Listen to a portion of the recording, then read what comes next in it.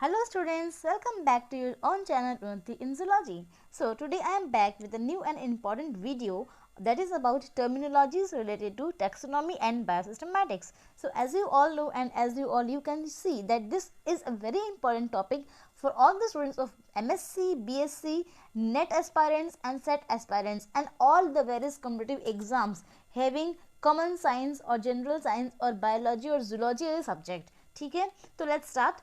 आपका टॉपिक आज का जो होने वाला है, जो आज इस वीडियो में मैं आपके साथ शेयर करने वाली हूँ, वो है टर्मिनोलॉजीज जो टैक्सोनॉमी के अंदर एंड बायोसिस्टमैटिक्स के अंदर अपन पढ़ते हैं.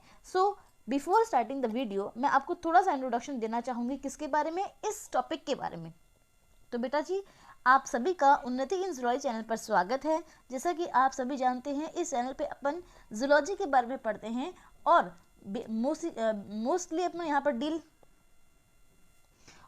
अपन यहाँ पर डील करते हैं किसके बारे में, topics related to zoology, botany, biology, science and common science, है ना, for all the various competitive exams. तो देखिए, जैसा कि अभी मैंने क्या स्टार्ट किया हुआ है, एमएससी का सिलेबस स्टार्ट किया हुआ है. अभी हम एमएससी का कोर्स कर रहे हैं ना इन प्रीवियस डेज में, क्योंकि अभी आने वाले अप्रैल मई में एमएससी के एग्जाम्स होने वाले हैं, इसलिए मैंने एमएससी का और 12th का अभी कोर्स स्टार्ट किया हुआ है, जो मैं रेगुलर 1 वीडियो अपलोड करती हूँ related to 12th class board bioscience and MSc BSc. Okay, so this video will be very important for all the aspirants of MSc zoology previous year.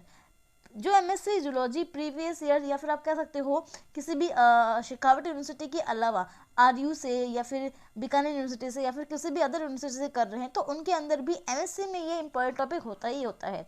और अगर आप नेट की तैयारी कर रहे हैं, सेट की तैयारी कर रहे हैं, तो वहाँ पर भी ये जो टॉपिक है ये आता ही आता है. यहाँ जो मैंने क्वेश्चंस एंड यहाँ पे जो मैंने टॉपिक लिया है वो एक बेसिक टॉपिक है, और ये जस्ट मैंने बेसिक्स ही आपको यहाँ बताने की कोशिश की है कि क्या जो टर्मिनोलॉजीज होती हैं जो अपन यूज़ करते हैं. देखिए, in MSc zoology previous year of Shekhawati university, your first paper, ठीक है, किसकी बात कर रही हूँ मैं, आपका फर्स्ट पेपर की. ठीक है, कौन सा पेपर, फर्स्ट पेपर, जिसका नाम है बायोसिस्टमैटिक्स and taxonomy.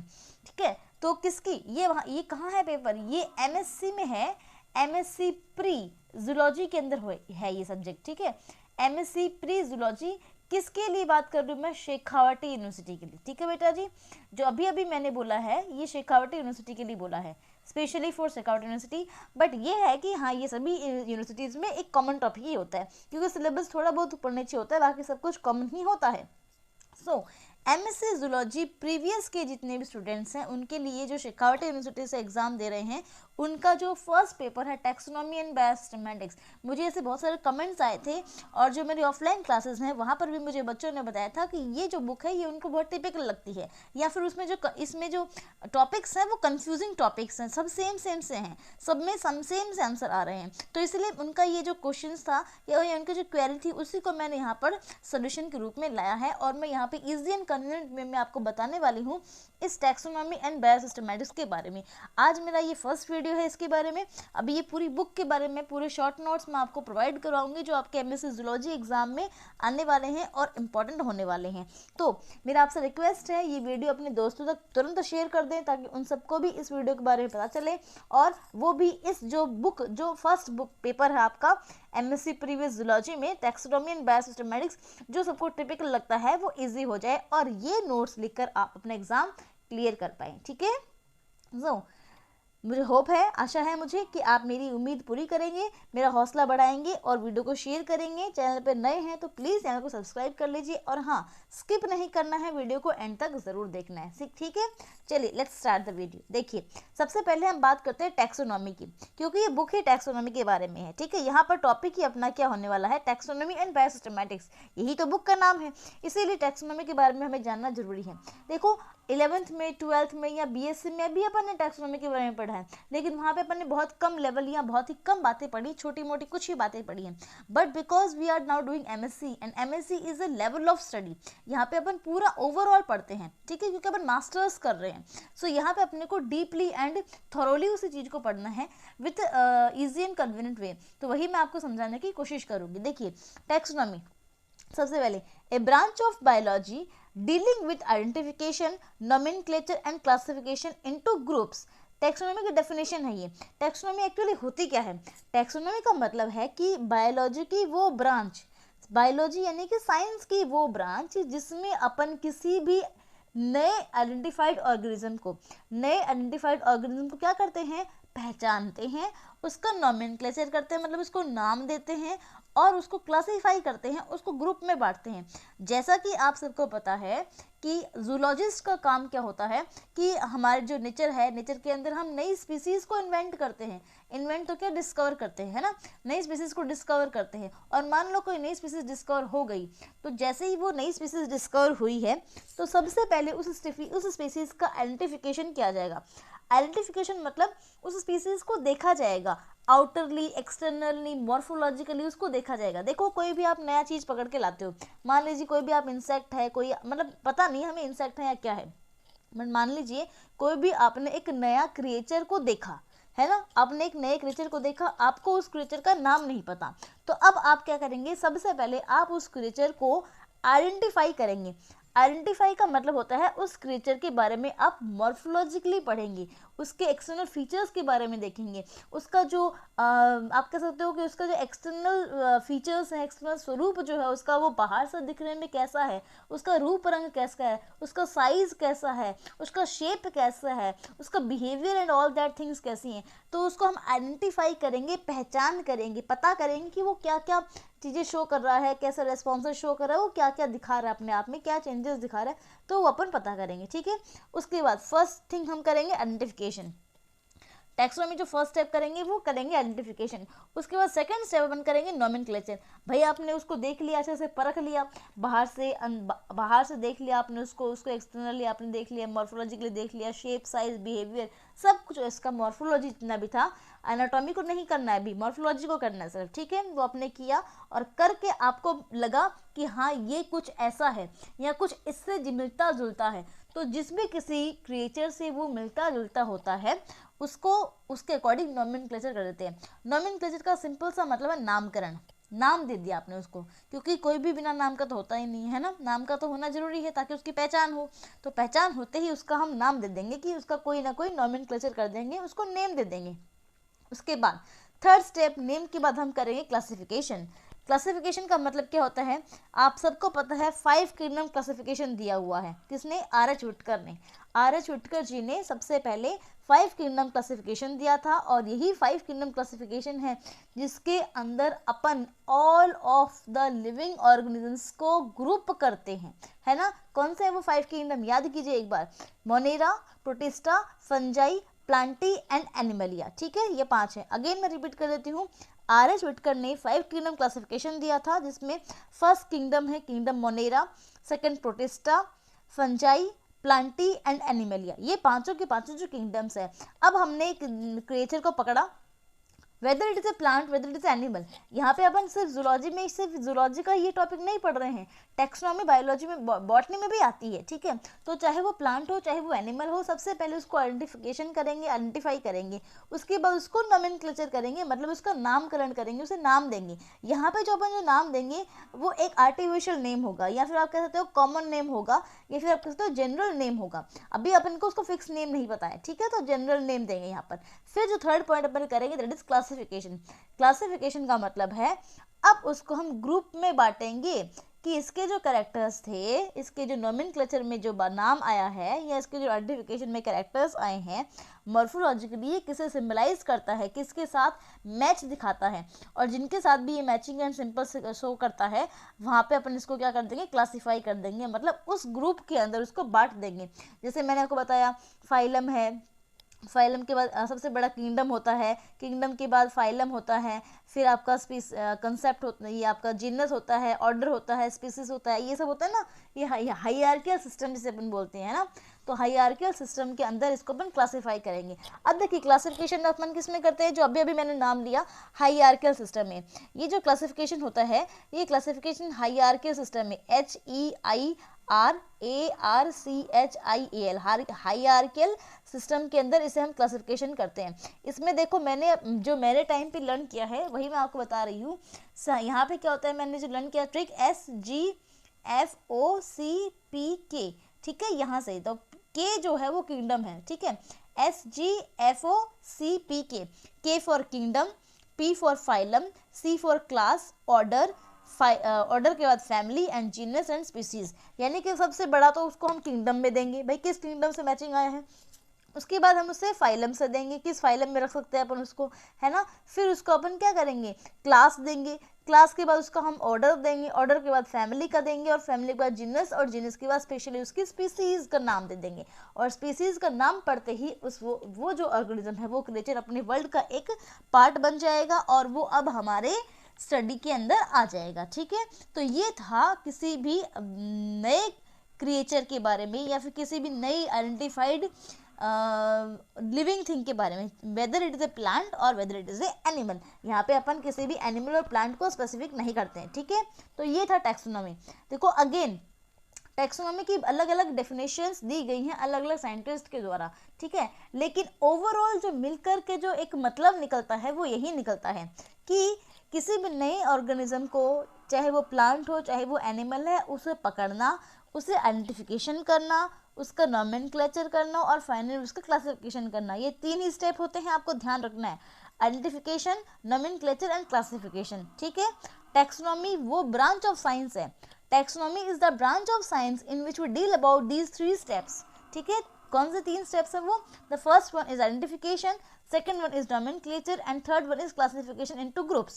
Next, it is a way of arrangement of by rules. अब देखो डेफिनेशन ही है, अगेन वही सेम कि टैक्सोनॉमी होते क्या है, तो it is a way of arrangement by rules, rules के अकॉर्डिंग अरेंज करना। क्योंकि यहाँ पे अपन ऐसे ही नहीं है जो बन में आया जब हमने डाल दिया, अरेंज करना है अपने को उसको रूल्स के अकॉर्डिंग कि भाई कौन सा किंगडम होगा उसका, कौन सा फाइलम होगा उसका, क्या उसकी क्लास होगी, ऑर्डर होगा, फैमिली होगी, जिनस होगा, स्पीसीज होगी। इन सब के लिए उसको कुछ ना कुछ रूल्स फॉलो करने पड़ेंगे, कुछ ना कुछ उसके अंदर की पॉइंट्स होने चाहिए जिनकी मैचिंग के बाद ही वो कैरेक्टरिस्टिक्स को शो करने के बाद ही वो क्या करेगी, अपने आप को उस स्पीसीज या उस हायरार्किकल टैक्सा के अंदर, इनको को टैक्सा बोलते हैं, है ना। ये जो हायरार्किकल सिस्टम्स हैं इन सबको लेवल्स को टैक्सा बोलते हैं। तो टैक्सा में वो कहाँ पर सेट होती है, वो उसको रूल्स के अकॉर्डिंग करवाना है। ये भी टैक्सोनॉमी की डेफिनेशन ही है।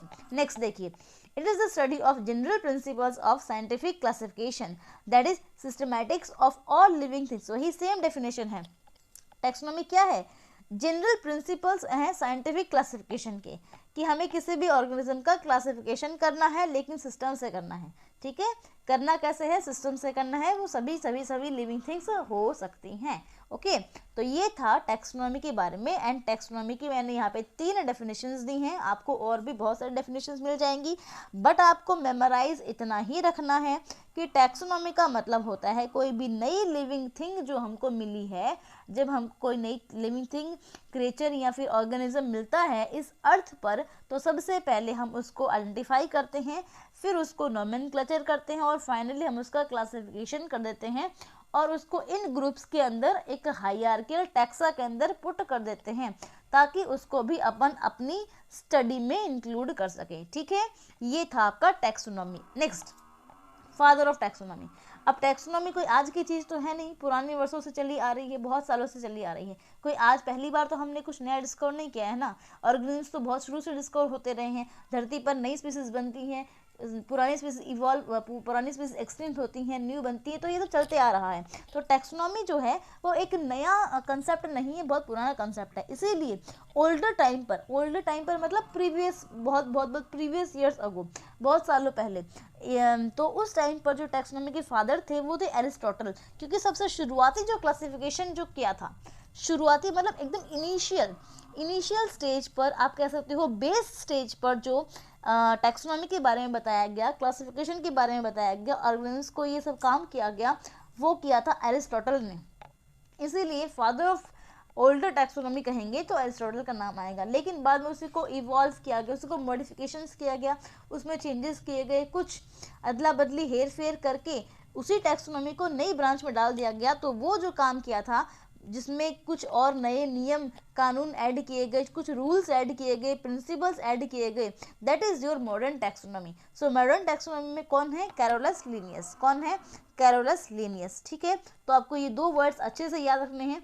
फादर ऑफ टैक्सोनॉमी में अगर आपको पूछे कि ओल्डर टैक्सोनॉमी के फादर कौन है, तो वो है एरिस्टोटल, एंड मॉडर्न टैक्सोनॉमी के फादर कौन है, तो वो है आपके कैरोलस लिनियस। ठीक है, next levels of taxonomy. Next is levels of taxonomy, मतलब टैक्सोनॉमी के लेवल्स कौन से हैं, कितने लेवल्स पर टैक्सोनॉमी काम करती है, क्या क्या इसके लेवल होते हैं। देखो यहाँ पे लेवल का मतलब है स्टेप्स, स्टेप्स का मतलब है कि भाई क्या क्या होता है एक्चुअली टैक्सोनॉमी में, है ना। First level, second level, third level, ऐसे स्टेप्स हैं ये इसके कि क्या क्या होता है। तो देखिए फर्स्ट है, according to these 3 levels are of taxonomy. There are 3 levels of taxonomy. Taxonomy के अंदर 3 लेवल्स बांटे गए हैं। कितने? 3 लेवल्स बोले गए हैं, जिसमें से सबसे पहला है आपका अल्फा टैक्सोनॉमी, सेकंड है आपका बीटा टैक्सोनॉमी एंड थर्ड है आपका गामा टैक्सोनॉमी। ठीक है, तो अल्फा टैक्सोनॉमी जो होता है, कौन सा वाला? Alpha taxonomy. सबसे पहला है ये अल्फा टैक्सोनॉमी। देखिए ये अल्फा टैक्सोनॉमी है और आप सबको पता है कि अल्फा को अपन सिंबलाइज करते हैं ऐसे, ये अल्फा का सिंबल है। ठीक है, तो अल्फा टैक्सोनॉमी बोलते हैं इसे। It is a first level, सबसे पहला लेवल। कोई भी आपको नया क्रिएचर मिला, नया क्रिएचर मिलते ही जो आप टैक्सोनॉमी का काम करेंगे, वो पहला जो लेवल होगा वो फर्स्ट लेवल होगा और उसी को अपन कहेंगे अल्फा टैक्सोनॉमी। इसमें आप क्या कर रहे हैं? ये एनालिटिकल स्टेप है। एनालिटिकल मतलब एनालिसिस कर रहे हैं आप। क्या कर रहे हैं? एनालिसिस कर रहे हैं, मतलब आप सिर्फ पहचान कर रहे हैं, आप सिर्फ देख रेख कर रहे हैं, देख रहे हैं, आप पहचानने की कोशिश कर रहे हैं, आइडेंटिफिकेशन कर रहे हैं। That is your analytical step for the finding, describing and naming of an organism. हम क्यों कर रहे हैं ये स्टेप? ताकि हम पता कर सकें, डिस्क्राइब कर सकें और उस ऑर्गेनिज्म का नाम दे सकें, क्योंकि हमें कोई नया क्रिएचर मिला है, नया ऑर्गेनिज्म मिला है। तो फर्स्ट लेवल पे, यानी कि जैसे ही कुछ भी आपको नया मिलेगा तो फर्स्ट लेवल पे अपन क्या करेंगे? फर्स्ट लेवल पे उसका एनालिसिस करेंगे। भाई एनालिसिस करने के बाद उसको फाइंड करेंगे, ढूंढेंगे। ठीक है, ढूंढना तो कर लिया ही, ढूंढना का मतलब है एनालिसिस करना है। तो ढूंढने के बाद उसको डिस्क्राइब करेंगे एंड फाइनली उसको नेम करेंगे। That is your alpha taxonomy. मतलब कि इनिशियल स्टेज पर जो टैक्सोनॉमी में काम होता है उसे अल्फा टैक्सोनॉमी कहते हैं। ठीक है, चलिए नेक्स्ट आते हैं बीटा टैक्सोनॉमी पे। और जैसा कि आप सबको पता है बीटा का सिंबल होता है ये जो मैंने यहाँ पर लिखा भी है, देखो ये बी होता है ऐसा, है ना, ये बी है ऐसा, और इसे बोलते हैं बीटा। तो ये है बीटा टैक्सोनॉमी। तो ये बी देखिए क्या है, beta taxonomy. It emphasises on natural group identification. देखो अल्फा में तो अपन ने उसको एक्सटर्नली या फिर मॉडिफिकेशन मॉर्फोलॉजिकली ही देखा था, बाहर से ही देखा था, लेकिन बीटा टैक्सोनॉमी में अपन क्या करते हैं? इसके स्ट्रक्चर्स को देखते हैं, इसके एनाटॉमी को देखते हैं, इसके इंटरनल स्ट्रक्चर्स को देखते हैं, नेचुरल ग्रुप पे देखते हैं। मतलब कि एक्चुअल में ये क्या दिख रहा है, मतलब जो दिख रहा है वैसा नहीं होना चाहिए। जैसे आपको पता है कि हाथे के दांत दिखाने की और खाने की और अलग होते हैं, है ना, तो वही बात है।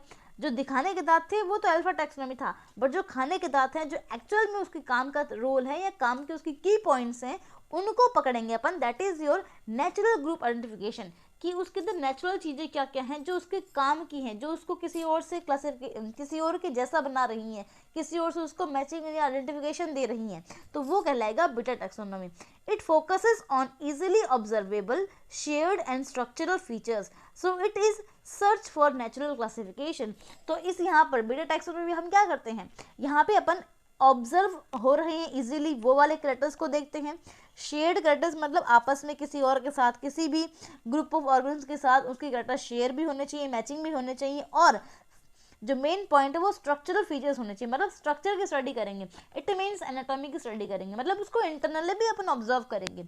अल्फा टैक्सोनॉमी में तो अपन ने इंटरनली ऑब्जर्व नहीं किया था, सिर्फ एक्सटर्नली ऑब्जर्व किया था, लेकिन बीटा टैक्सोनॉमी में अपन उसको इंटरनली भी ऑब्जर्व करेंगे, यानी कि डीप स्टडी करेंगे उसकी। ठीक है, एक्सटर्नल कैरेक्टर्स के भी करेंगे, इंटरनल कैरेक्टर्स के भी करेंगे, शेयर्ड ग्रुप्स के भी करेंगे, जो इजीली ऑब्जर्वेबल कैरेक्टर्स से उनके भी करेंगे, और जो नेचुरली क्लासिफाइड उसके अंदर कुछ अलग हटकर आया है अगर नेचर से, तो उसको भी करेंगे। तो वो कहलाएगी आपकी beta taxonomy. And the third one is your gamma taxonomy. जैसे कि आप सबको पता है गामा को अपन ऐसे सिंबलाइज करते हैं, ये है गामा का सिंबल। ठीक है, तो ये है गामा टैक्सोनॉमी। तो ये है गामा टैक्सोनॉमी, थर्ड वन, जो थर्ड लेवल। देखिए it refers to the study of evolutionary process and patterns. Gamma taxonomy में आप क्या कर रहे हैं? उस आइडेंटिफाइड ऑर्गेनिज्म की पहला आपने अल्फा टैक्सोनॉमी कर लिया, स्टेप 1 कर लिया, स्टेप 2 बीटा टैक्सोनॉमी कर लिया, अब थर्ड स्टेप में आप उस क्रिएचर की, उस ऑर्गेनिज्म की इवोल्यूशन को पता करेंगे, उसकी इवोल्यूशनरी हिस्ट्री को पता करेंगे, उसकी फाइलोजेनेटिक्स को पता करेंगे, फाइलोजेनेटिक ट्री बनाएंगे उसका आप, मतलब कि उसके बैक जनरेशंस तक जाएंगे, उसके पीछे जाएंगे, मतलब कि उसने बैक में क्या क्या किया, बैक में उसके जनरेशंस कैसी थी, उसके एंसेस्टर्स कैसे थे, उसकी शुरुआत कहाँ से हुई, उसमें शुरुआत से आज तक क्या क्या मॉडिफिकेशंस हुए, पूरा इवोल्यूशन हम पढ़ेंगे। तो जब अपन इवोल्यूशनरी स्टेज पर टैक्सोनॉमी की बात करते हैं तो वो गामा टैक्सोनॉमी कहलाती है। वो क्या कहलाती है? Gamma taxonomy. सिंपल से मैंने यहाँ पे देखो लिखा भी है, it is the study of evolutionary processes. Evolutionary processes के पैटर्न्स को पढ़ती है कि कैसे इवोल्यूशन हुआ, क्या क्या पैटर्न्स हुए, क्या क्या चेंजेस हुए, क्या क्या उसने मॉडिफिकेशंस एंड अपने आप में चेंजेस किए, कुछ न्यू अडॉप्ट किया, कुछ ओल्ड को उसने लॉस्ट किया, ऐसा कुछ है ना। तो वो इवोल्यूशन को पढ़ेंगे तो वो कहलाएगी गामा टैक्सोनॉमी। नेक्स्ट देखिए second point, it refers to analysis of intraspecific variability and study of evolution. देखो यहाँ पे अपन पहला काम तो इवोल्यूशन कर रहे हैं, इवोल्यूशन की स्टडी कर रहे हैं, ठीक है। सेकंड काम अपन क्या कर रहे हैं, it refers to analysis of intraspecific variability, यानी कि इस स्पेसीज की दूसरी स्पेसीज के साथ क्या वेरिएबिलिटी है, क्या डिफरेंसेस हैं, क्या कॉमनिटीज़ हैं, सिमिलरिटीज़ एंड डिफरेंसेस क्या हैं आपस में दो स्पीसीज के बीच में। क्या दोनों स्पीसीज आपस में कभी एक थी, क्या दोनों स्पीसीज कभी एक थी, या दोनों में कुछ सेम है या सेम नहीं है, वो चीज़ को भी अपन पता करेंगे। मतलब स्पीसीज का स्पीसीज के साथ तो करेंगे ही करेंगे, बट इसी स्पीसीज का दूसरे स्पीसीज के साथ भी अपन क्या करेंगे, लिंक करेंगे और उसका शेयरिंग देखेंगे, ठीक है, कि कहीं इसी स्पीसीज से बनकर तो ये स्पीसीज नहीं आई है, स्पीसीज 1 जो है वो स्पीसीज 2 के साथ इंटरलिंक्ड कैसे है ना। इंट्रा स्पेसिफिक वेरिएशंस क्या क्या है, इंट्रा का मतलब होता है दो स्पीसीज के सिंगल स्पीसीज के बीच में, है ना। इंट्रा का मतलब होता है एक ही स्पीसीज के बीच में। जैसे मान लो स्पीसीज 1 का एनिमल ये है, स्पीसीज 1 का ही एनिमल ये है, तो दोनों ही स्पीसीज 1 के एनिमल हैं, दोनों में ही कुछ सिमिलरिटीज़ हैं और कुछ डिफरेंसेस हैं। तो क्या डिफरेंसेस हैं और क्या सिमिलरिटीज़ हैं और क्या उनमें कॉमन फीचर्स हैं जो वो शेयर कर रहे हैं, उस सब को अगर हम पढ़ते हैं तो वो गामा टैक्सोनॉमी कहलाती है, ठीक है। Next, here attention is paid to casual interpretation of organic diversity and that is study of speciation। Simple सी बात जो मैंने आपको फिर से बोला था, अभी बोला था कि यहाँ पे अपन क्या पढ़ते हैं, देखिए यहाँ पे अपन ऑर्गेनिक डाइवर्सिटी को पढ़ते हैं, यानी कि इवोल्यूशन को पढ़ते हैं, और स्पेसिएशन कैसे हुआ वो बताते हैं कि ये स्पीसीज बनी कैसे है, एक्चुअल में बनी कैसे है, उस चीज़ को पता करते हैं, ठीक है। तो ये है वो 3 लेवल्स ऑफ टैक्सोनॉमी जहाँ पे अपन बात करते हैं। First one was alpha taxonomy, जहाँ पे अपन मॉर्फोलॉजिकल कैरेक्टर्स को पता करते हैं। Second one is beta taxonomy, जहाँ पे अपन एनाटॉमिकल या फिर स्ट्रक्चरल फीचर्स को पता करते हैं। And third one is gamma taxonomy, it means evolutionary patterns processes को देखा जाता है, ठीक है। इसके पहले अपन ने देखा था फादर ऑफ टैक्सोनॉमी, ओल्डर के लिए एरिस्टोटल एंड मॉडर्न के लिए कौन है आपके, कैरोलस लिनियस, ठीक है।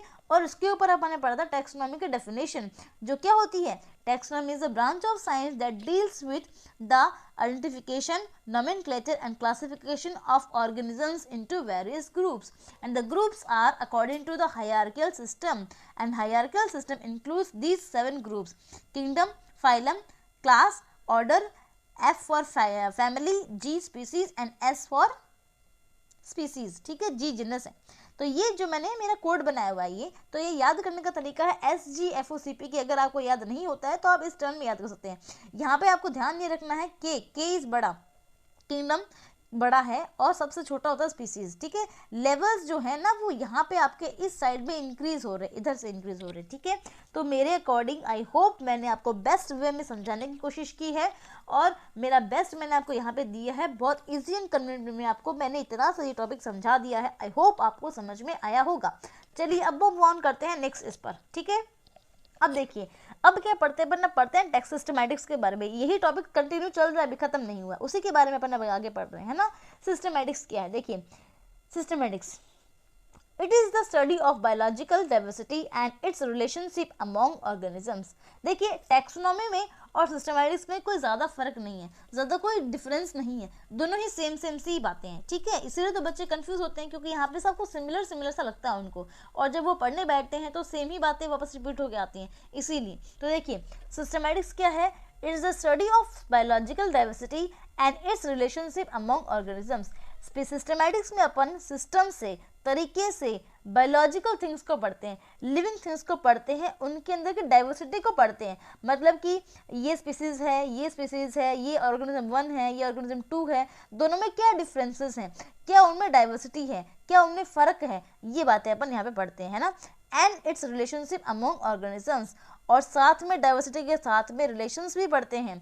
मतलब कि आपस में वो क्या तो सिमिलरिटीज़ दिखाते हैं और क्या वो डिफरेंसेस दिखाते हैं, कॉमनिटीज़ क्या हैं एंड सिमिलरिटीज़ क्या हैं दो ऑर्गेनिजम्स के बीच में, उसे अपन सिस्टमैटिक्स कहते हैं, उसे अपन सिस्टमैटिक्स कहते हैं। देखिए next, it is a process of organising taxonomic information into logical classification to provide a framework. देखो टैक्सोनॉमी में अपन ने आइडेंटिफिकेशन किया था, नोमेनक्लेचर किया था और क्लासिफिकेशन किया था। अब उसी चीज़ को, वही जो टैक्सोनॉमी अपन ने बेस बना के पढ़ा है, टैक्सोनॉमी में जो अपन ने इंफॉर्मेशन कलेक्ट की है, उस इंफॉर्मेशन को जब अपन एक ऑर्डरली वे में सीक्वेंस में फ्रेम कर देंगे, फ्रेमवर्क उसको दे देंगे, उसको एक शेप साइज दे देंगे, फ्रेम दे देंगे उसको अपन लॉजिक में, है ना, लॉजिकली उसको क्लासीफाई कर।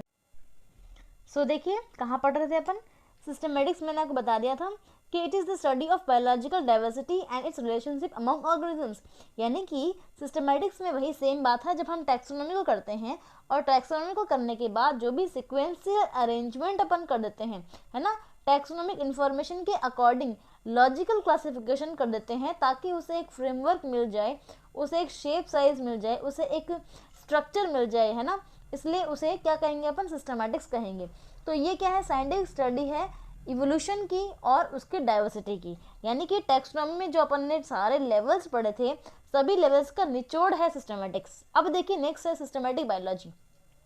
सिस्टमैटिक बायोलॉजी का मतलब क्या होता है, when studying systematics and taxonomy togetherly और इक्विवेलेंटली और collectively, it is called systematic biology.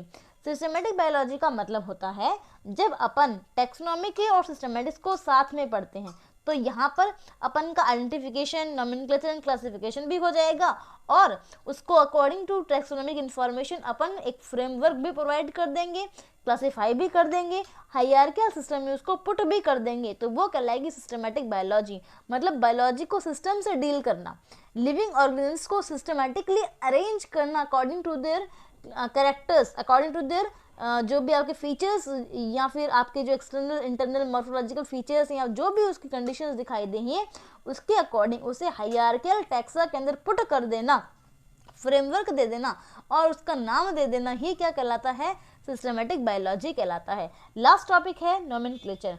Nomenclature का मतलब क्या होता है, देखिए nomenclature means naming an organism, naming an organism. Nomenclature, देखो नोमेन का मतलब होता है नाम देना, नामकरण करना, है ना। तो किसी भी नए फाइंड आउट किए गए ऑर्गेनिज्म को जब हम नाम देते हैं, नेम देते हैं, तो उसे कहते हैं nomenclature. Next, it is formal naming of a particular, it is formal naming of a particular organism according to standard systems. यहाँ पे जो अपन नाम देंगे ना, वो नाम ऐसे ही नहीं देंगे, बहुत कुछ सोच समझकर और बहुत कुछ उसकी बातों को, इन्फॉर्मेशंस को फॉलो करके, पढ़कर उसको अपन क्या करेंगे, नेम देते हैं, ठीक है। The names are given according to scientific names. यहाँ पे जो अपन नाम देते हैं उन्हें साइंटिफिक नेम्स कहते हैं, या फिर अगर अपन को नाम देते हैं वर्नाकुलर नेम्स, जिन्हें अपन कॉमन नेम्स भी कहते हैं। मतलब कि कोई भी लिविंग ऑर्गेनिज्म को मिला है, उसे अपन साइंटिफिक नेम भी देंगे, साथ में उसे अपन कॉमन नेम भी देंगे। देखो साइंटिफिक नेम क्या होते हैं, scientific names are those which are known all over the world. दुनिया के किसी भी कोने में आप चले जाओ, उस ऑर्गेनिज्म का साइंटिफिक नेम वो का वो रहेगा, सेम नहीं होगा। जैसे हम ह्यूमन बींग्स का साइंटिफिक नेम होमो सैपियंस है, तो चाहे हम यूरोप में हो, चाहे हम एशिया में हो, चाहे हम इंडिया में हो, चाहे हम किसी भी इंडिया के कस्बे में हो, टाउन में हो, या फिर ऑस्ट्रेलिया में हो, या फिर आइलैंड में हो, अंडमान निकोबार में हो, या फिर हम ओशियन में ही कहीं ना क्यों हो, हमारा कहीं भी इंडिविजुअल का जो एक नाम होगा वो होमो सैपियंस ही कहलाएगा। उसे क्या कहते हैं, साइंटिफिक नेम्स कहते हैं। लेकिन अगर वर्नाकुलर नेम हो, वर्नाकुलर नेम मतलब कॉमन नेम, कॉमन नेम मतलब उसका लोकल भाषा का नाम, लोकल रीजन में जो उसका नाम है। जैसे मान लीजिए आपका कोई भी है, जैसे आपका काऊ है, अब काऊ को हम यहाँ पे गाय बोलते हैं, कोई कुछ और बोलता है, कोई कुछ और बोलता है, अपने अपने लोकल लैंग्वेज में लोकल नाम होते हैं, तो वो कहलाते हैं कॉमन नेम्स। तो यहाँ पे जो नोमेनक्लेचर में अपने को नेम देने होते हैं, पहले तो अपन उनको वर्नाकुलर नेम देंगे, कॉमन नेम देंगे, लेकिन बाद में हम उनको साइंटिफिक नेम देंगे ताकि ऑल ओवर द वर्ल्ड वो सेम नेम से जाने जाएं। ठीक है, ये नोमेनक्लेचर में रूल है। इसके बाद scientific names are given as binomial a to, binomial का मतलब होता है ए टू लेटर सिस्टम। ठीक है, और बाइनरी नोमेनक्लेचर या फिर बायनोमियल नोमेनक्लेचर सिस्टम, ये भी अपन इसको कहते हैं। देखिए साइंटिफिक नेम्स जो अपन देते हैं ना, वो दो नाम का देते हैं, दो नाम का, उसमें दो लेटर होने चाहिए। साइंटिफिक नेम्स में जब भी देते हैं तो दो लेटर होने चाहिए उसमें। वो दो लेटर कौन से होते हैं, ये सब मैं आपको आगे बताने वाली हूँ। जैसे कि आप सबने पढ़ा होगा रूल्स ऑफ बायनोमियल नोमेनक्लेचर। अब ये जो बायनोमियल नोमेनक्लेचर है वो सबसे पहले कैरोलस लिनियस ने दिया था। सबसे पहले बायनोमियल नोमेनक्लेचर का जो रूल है वो किसने दिया था, कैरोलस लिनियस ने दिया था। इसीलिए इन्हें फादर ऑफ टैक्सोनॉमी भी तो कहा अपन ने, बहुत इनका कंट्रीब्यूशन रहा है टैक्सोनॉमी के अंदर। तो कैरोलस लिनियस ने बाइनोमियल नोमेनक्लेचर का या बाइनरी नोमेनक्लेचर का या फिर बाइनोमियल नेम देने का सिद्धांत जारी किया था।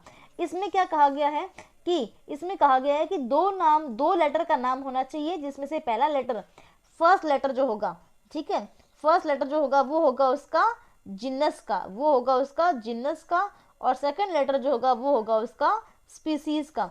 ये दो चीजें जो हैं उसके नाम से पता हो जाने चाहिए। जैसे आपका नाम है, जैसे मान लीजिए मेरा नाम है पिंकी स्वामी, जैसे मेरा नाम है पिंकी स्वामी, तो पिंकी क्या हो गया, मेरा जिनस हो गया, एंड स्पीसीज हो गई मेरी स्वामी। ठीक है, ऐसे जैसे मैंने एग्जाम्पल दिया है। चलो आप एग्जाम्पल ले लीजिए मैंगो का। मैंगो का क्या नाम है साइंटिफिक, मैग्नीफेरा इंडिका, है ना, मैग्नीफेरा इंडिका। तो मैग्नीफेरा उसका जिनस है और स्पीसीज कौन सी है, इंडिका। ठीक है, मैग्नीफेरा उसका जिनस है और स्पीसीज उसकी इंडिका है। तो ये इस प्रकार से दो लेटर का नाम होना चाहिए, जिसे अपन कैरोलस लिनियस के बाइनोमियल नोमेनक्लेचर के अंदर देते हैं, और यही कहलाता है नोमेनक्लेचर। अब देखिए नोमेनक्लेचर या फिर बाइनोमेनक्लेचर भी एक इम्पॉर्टेंट टॉपिक है, जो आगे मैं इसी वीडियो में टू बी कंटिन्यू करने वाली हूँ। ये वीडियो अभी एंड नहीं हुआ है, इसको अपन कंटिन्यू करेंगे पार्ट 2 में, तो आप वेट कीजिए पार्ट 2 का। और तब तक इस वीडियो को सब्सक्राइब करके, चैनल को सब्सक्राइब करके इस वीडियो को सब तक पहुंचाने की जिम्मेदारी आपकी है, क्योंकि अभी एमएससी के एग्जाम्स आने वाले हैं, बीएससी के एग्जाम्स आने वाले हैं, सेट का एग्ज़ाम तो आज हो ही चुका है, 26 को है ही, और नेट का एग्ज़ाम भी आपके आने वाला है, और जो आगे एग्जाम्स आएंगे उनमें भी ये इंपॉर्टेंट होने वाला है। तो तब तक आप वीडियो को शेयर करते रहिए, चैनल को लाइक कर दीजिए, सब्सक्राइब कर लीजिए नए हैं तो, और स्किप मत करना, वीडियो को एंड तक ज़रूर देखना। वीडियो के एंड तक आप आए हैं, इसका मतलब है आपको ये वीडियो ज़रूर कुछ ना कुछ बेनिफिट दिया है, पसंद आया है, और आपके अगर ये काम का तो प्लीज़ आप सब्सक्राइब करके चैनल को मेरा हौसला बढ़ाइए। उन्नति इंजॉय चैनल आपकी ही सेवा के लिए बनाया गया है और आप ही के लिए बनाया गया है, तो आप इसमें अपना योगदान ज़रूर दें। Thank you so much for watching the video guys. Like share subscribe कीजिए, दोस्तों तक अपना इसको ज़रूर पहुँचाइए, और क्या करना है, और इसको शेयर करना है। और ये वीडियो अभी पूरा नहीं हुआ है, इसको अपन टू बी कंटिन्यू करेंगे, पार्ट 2 में इसके आगे का भाई हम पढ़ने वाले हैं। Okay, thank you so much for watching the video guys. मिलते हैं अगली वीडियो में, तब तक के लिए keep safe, be safe, keep studying. Thank you.